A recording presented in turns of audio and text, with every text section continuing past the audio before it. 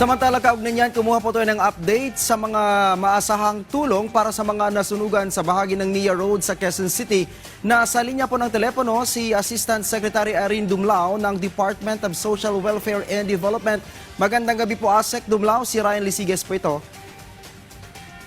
Magandang gabi. Magandang gabi din po sa lahat ng sumusubaybay ng inyong pong programa. Opo, Asek, malaki po yung sunog kagabi. Kumusta po ang bilang na nakarating sa inyo? Ilan po yung totality ng pamilya po na naapektuhan?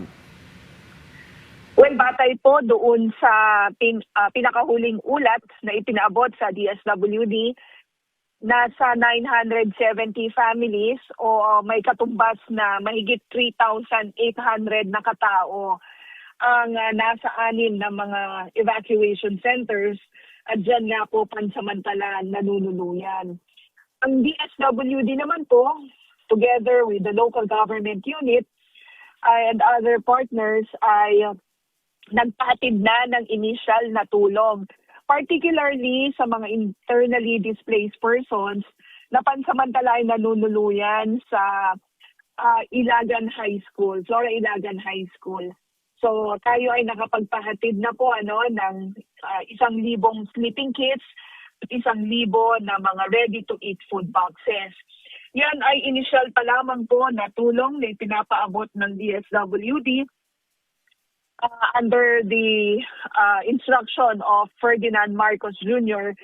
na tiyakin natin na maibsan yung paghihirap na nararanasan ng mga kababayan natin na naapektuhan nga po ng malakas na sunog kagabi. Asek, I understand yung unang ibinigay ninyo ay yung mga paunang tulong pa lamang yan. At kagabi po ay nagkalat na rin sa social media yung panawagan pagdating naman hindi lang dun sa mga personal na gamit, kundi halos lahat ng mga apektadong pamilya ay nawalan po ng bahay. Asek, may maibibigay po ba ng tulong din yung DSWD para doon sa pag-recover nila sa kanila sa nawalan nilang bahay, Asek?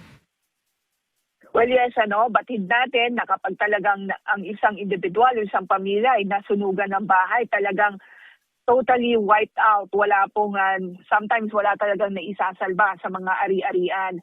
Kung kaya nga po ang DSWD talagang nagpo-provide tayo ng immediate relief assistance. Sabi ko nga sa pamamaraan ng mga ready-to-eat food boxes, gayon din po ng mga family food packs at mga non-food items.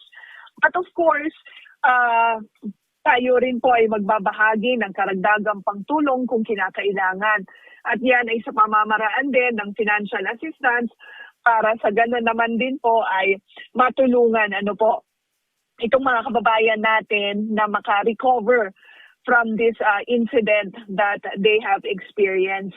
At of course, ito ay gagawin natin in collaboration with the local government units and other partners of the department. Kasi I understand pagdating sa pamimigay ng tulong, may mga initial requirements na hinihingi. Pero paano po yung mga residente, mga kababayan natin dyan sa may bahagi ng Nia Road? Kasi karamihan sa kanila, Asek, ay halos walang natira kundi yung kanilang mga suot na damit at yung kanilang mga sarili. Paano po yung mga IDs na mga kailangan? May gagawin po ba tayo dyan, Asek? Well, that's the reason why we're coordinating with the local government unit para doon sa kinakailangan pang mga documentary requirements. And of course, yung mahalagang isinasagawa natin, yung validation or yung verification process. So on that aspect, mahalaga yung koordinasyon natin with the barangay officials, with the local social welfare officers, nang sa gayon, matiyak natin na yung kaukulang tulong may papabot natin sa mga kababayan natin na lubos nga po, lubhang naapektuhan ng sunog po na ito. Opo, Asek Irene Dumlao, siguro panawagan na lang o mensahe para doon sa ating mga kababayan, partikular na yung mga nasunugan kagabi, Asek. Well, ang utos po ng Pangulong Marcos Jr. Kay DSWD Secretary Rex Gatchalian ay tiyakin na mabilis, maagap at sapat yung tulong na naipapaabot natin sa ating mga kababayan na apektuhan ng disaster po na ito. Kung kaya nga po, tinitiyak ng DSWD na meron po tayong mga resources, augmentation support na ibabahagi sa local government units to ensure na yung pangangailangan po ng ating mga kababayan ay agaran po na maipahatid at masuportahan sila sa kanila pong pag-recover.